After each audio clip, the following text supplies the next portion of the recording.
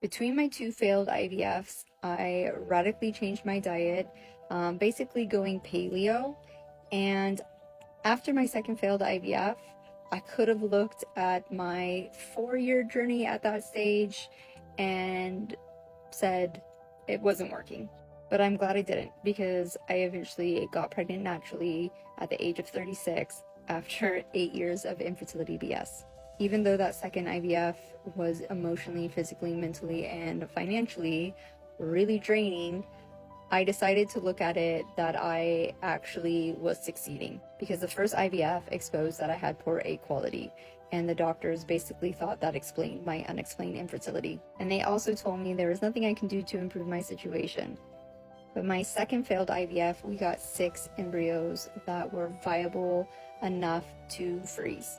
After that fresh round didn't work, I really pushed hard for some autoimmune testing that I got talked out of because I wasn't presenting like a normal patient would, especially with reoccurring miscarriages.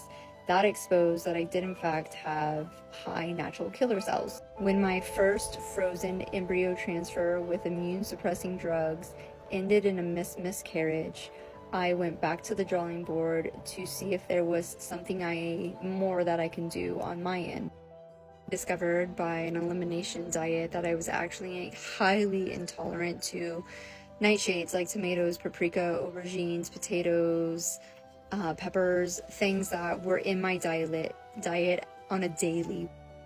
After I eliminated the nightshades, about 3 weeks in fact, the last few symptoms of my gut health issues that I was having, which I didn't think at that stage were a really big deal because I saw such massive improvements from before, went away. When we went back for our second frozen embryo transfer using immune suppressing drugs, I still believe that I needed those immune suppressing drugs. I still believe that my issue wasn't reversed at that stage. I truly believe that my pregnancy with my IVF baby, and because I didn't have the right guidance and support, but I was like so spot on with my diet, because I was scared to miscarry him.